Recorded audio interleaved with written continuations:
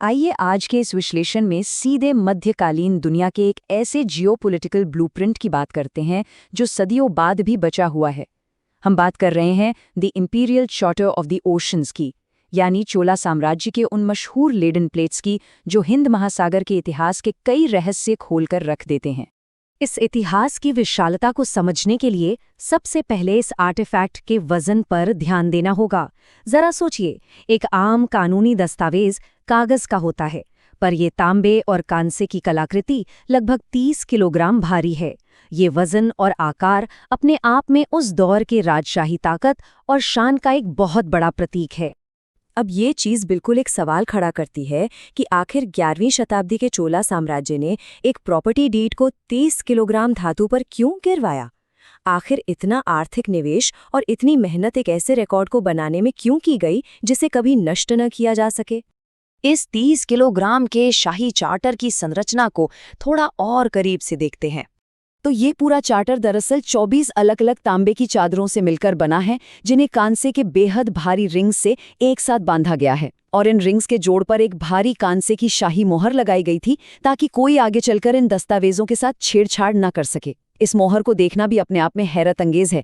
केंद्र में बैठा हुआ बाघ जो चोला राजवंश का प्रतीक है, और उसके नीचे पांड्यास की 2 मछलियां और चेरास का एक धनुष दबे हुए हैं। ये उस दौर के मध्यकालीन राजनीतिक परिधानुक्रम को बहुत ही सटीक तरीके से दर्शाता है।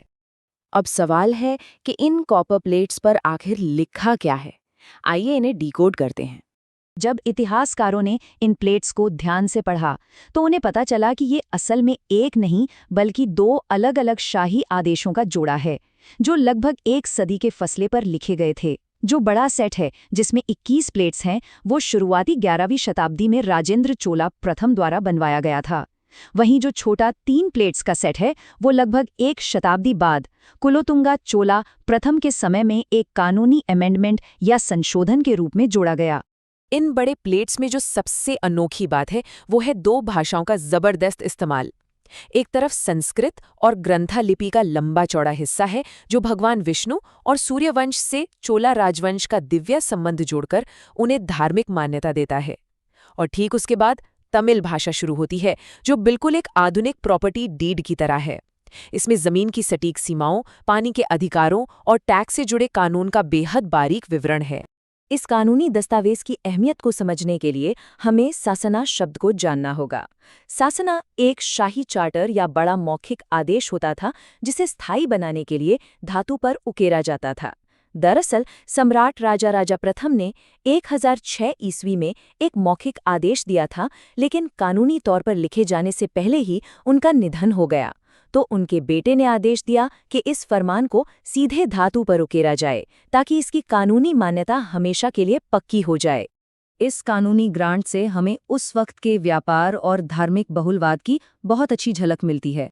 तमिल हिस्से के इस मूल अंश को अनाइमंगलम ग्रांट कहा जाता है। यहाँ एक शब्द उभर कर आता है, इराई इली, जिसका अर्थ है टैक्स मुक्त। इस शाही ग्रांट ने अनाइमंगलम नामक गांव को आधिकारिक तौर पर टैक्स फ्री घोषित कर दिया। इसका मतलब ये था कि इस गांव के जमीन और संसाधनों से आने वाला पूरा राजस्व यानी रेवेन्यू राज्य के खजाने में जाने के बजाय सीधे नागापट्टिनम बंदरगाह पर बने एक बौद्ध मठ की देखभाल के लिए भेजा जाएगा। और इन प्लेट्स पर लिखी गई प्रशासनिक बारीकियां तो सच में हैरान करने वाली हैं।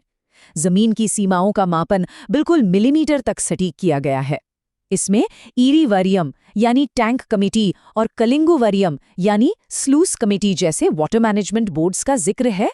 यहाँ तक कि कुएं खोदने के लिए पानी ढूंढने वाले विशेषज्ञों यानी कुपादार्सकस का भी वर्णन मिलता है। ये दस्तावेज साफ बताता है कि उस दौर का प्रशासन कितना ट्रांसपेरेंट और एडवांस था। लेकिन ये दस्तावेज सिर्फ एक स्थानीय टैक्स का ब्यौरा नहीं है, ये हमें एक विशाल समुद्री श्रीविजया कनेक्शन की तरफ ले जाता है। ये स्थानीय टैक्स रिकॉर्ड असल में दक्षिण भारत और दक्षिण पूर्वी एशियाई राज्यों के बीच एक बेहद मजबूत ट्रांस रीजनल व्यापार नेटवर्क का प्रमाण है। इस विशाल नेटवर्क ने भारत के कोरोमंडल तट को मलाई प्रायद्वीप और सुमात्रा से जोड़ा था। और ध्यान देने वाली बात यह है कि सबके बीच नागापट्टिनम उस वक्त हिंद महासागर के व्यापार नेटवर्क का एक बेहद अहम हब बन चुका था। और इस सब में जो सबसे हैरान अंगेज जानकारी मिलती है वो है चुलामनी वर्मा विहारा के बारे में। ये भारत में स्थित एक बौद्ध मठ था जिसका निर्माण श्रीविजया के शैलेंद्र राजवंश ने करवाया था, लेकिन इसकी फंडिंग एक हिंदू चोला राजा कर रहे थे। जरा सोचिए, एक विदेशी मठ को इस तरह का कानूनी और आर्थिक समर्थन देना चोला दरबार द्वारा समुद्री राजनीति का एक बड़ा मास्टर स्ट्रोक था। इसने विदेशी व्यापारियों को आकर्षित किया और हिंद महासागर के अहम व्यापारिक मार्ग सुरक्षित किए। यहाँ इतिहास का एक बहुत ही जबरदस्त विरोधाभास निकलकर सामने आता है।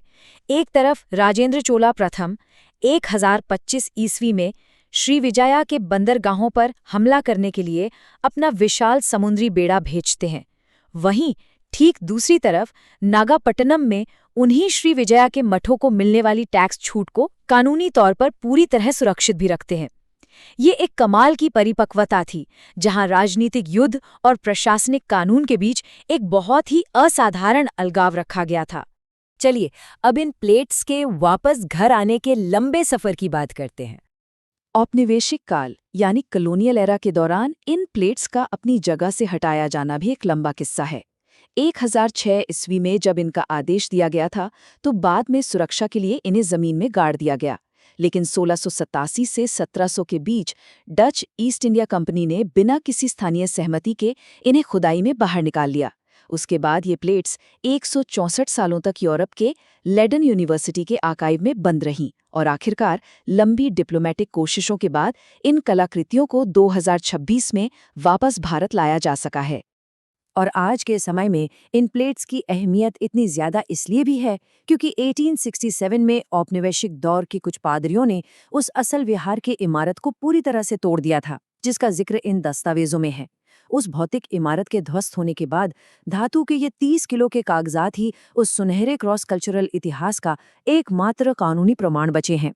इस विश्लेषण को समाप्त करते हुए एक बार चार्टर पर उकेरी गई इस आखिरी पंक्ति पर गौर करते हैं, जब तक सूरज और चांद कायम रहेंगे। ये पंक्ति वाकई सोचने पर मजबूर करती है कि पत्थर और ईंट से बनी बड़ी बड़ी इमारतें और साम्राज्य भले ही समय के साथ ढह जाएं, लेकिन धातु पर उकेरा गया कानून और इतिहास कितना स्थायी हो सकता है। तो इस आखिरी सवाल के साथ आज की इस जानकारी को खत्म करते हैं। क्या आज के हमारी आधुनिक हार्ड ड्राइव्स और डिजिटल क्लाउड स्टोरेज 1000 साल बाद आने वाली पीढ़ियों तक हमारी कहानी इतनी ही मजबूती से पहुंचा पाएंगे?